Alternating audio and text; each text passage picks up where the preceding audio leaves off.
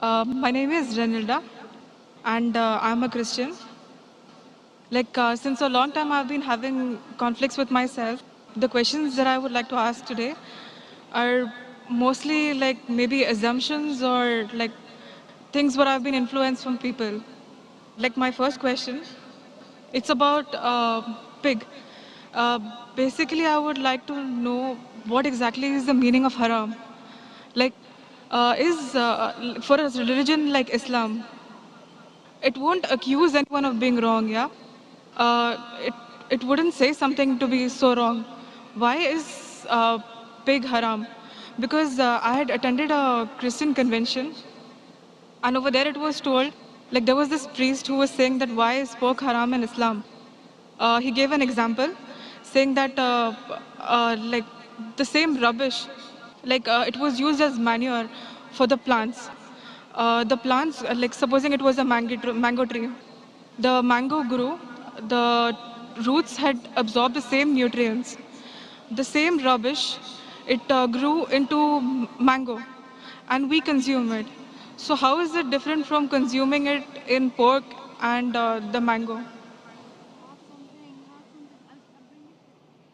Sister asked a question that what is the meaning of haram and why is pork haram in Islam? And she gave the example of the priest, a Christian priest who said that manure, which is dirt and filth, is used by the tree grows, and then mango comes and we eat mango. Trying to say that even if you eat the filth of the pork, it may be good for someone else, may not be good for others. That's what it means to say. So in Islam it's haram, but Christianity it's allowed.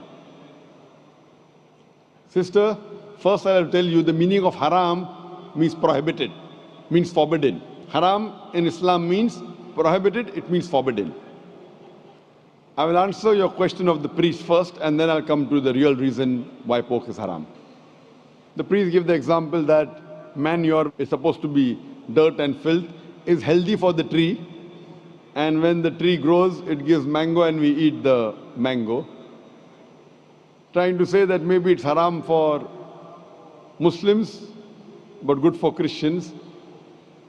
If you compare the manure, which is filth for the human beings, it may be good for the plants, because plants and human beings are two different beings. They aren't the same. They are different. But in Islam and Christianity, the human beings are the same. You may follow different religions, but what is good for one human being as a general thing is good for the other human being, unless he has certain problems. For example, if he has diabetes, then sugar may not be good for him, but normally sugar is good. It gives you energy. Unless he has some problem, then it may not be good for him.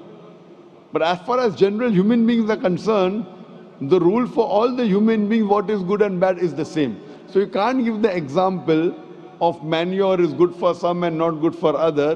What we have to see, we have to go to the guide. What does the guide tell us? And we'll try and analyze what does the guide tell us. The guide in Christianity, it is the Bible. The guide in Islam is the Qur'an. When we read the Qur'an, there are no less than 4 different places where the Qur'an says pork is prohibited. Allah says in the Qur'an in Surah Al-Baqarah chapter 2 verse 173, in Surah Al Ma'idah chapter number 5 verse number 3, in Surah An-Nahl chapter number 6 verse number 145, and Surah Naik chapter number 16 verse number 115, Hurrimat alaykumul maytutu waddamu walamun khinzir, wama uhilla li ghayril bi. Forbidden for you for food are dead meat, blood, the flesh of swine, and any food on which any name besides Allah's name is taken.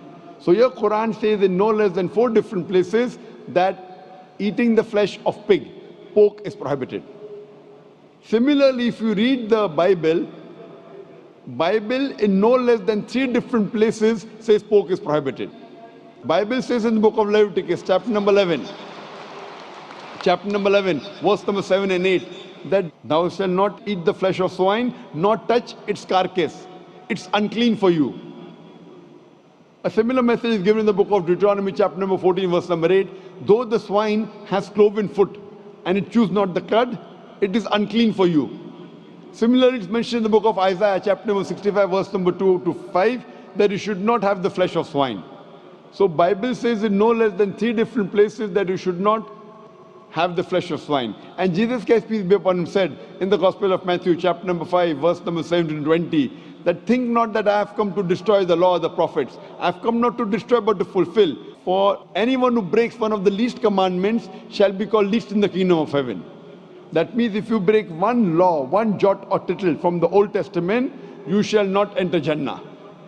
So as a Christian, if you believe in the Bible, then eating pork is prohibited for you, is forbidden for you, is haram for you. If you are a Muslim, if you believe in the Quran, it is prohibited. If you do not believe in the Bible or do not believe in the Quran, let's analyze what does today's reason and logic and science say about pork. Today's science tells us that if you have the flesh of swine, there are chances that you may have no less than 70 different diseases. You can have pinworm, you can have roundworm. The most dangerous amongst all these diseases, it is tapeworm. It's called as Taenia solium. And it harbors in the intestine and is very long. Even if you cook the food very well, the eggs, the ova of Taenia solium does not die. And from the intestine, via the bloodstream, it can go to almost all the organs of your body. It can enter the eye and cause blindness. It can enter the heart and cause heart attack. It can enter the brain and cause brain damage. And by the time you realize you're suffering from the disease, it's an irreversible damage done. Furthermore, today science tells us that when you eat pork, it is more of fat-building material rather than muscle-building material. That's the reason most of the people who are regular pig eaters, they have got tires, they have got flaps. Today science tells us that by eating pork, there are high chances of having atherosclerosis. Today science tells us that if you eat pig regularly, you may have hypertension. That's the reason more than 50% of the Americans today, they're suffering from hypertension because most of them are pig eaters. Today science tells us that one of the most filthiest animal on the face of the earth is the pig. Wherever you find dirt and filth, you'll find the pig there. Today science also tells us that pig is one of the most shameless animal on the face of the earth. Pig today is one of the most shameless animal on the face of the earth. It enjoys seeing its spouse, seeing its mate have sex with his friend. In the Western countries, we have dance parties. After dance parties, we are swapping of wives. You sleep with my wife, I sleep with your wife. Do you think it's modest? And there is a scientific thing that you eat pig and you behave like pig.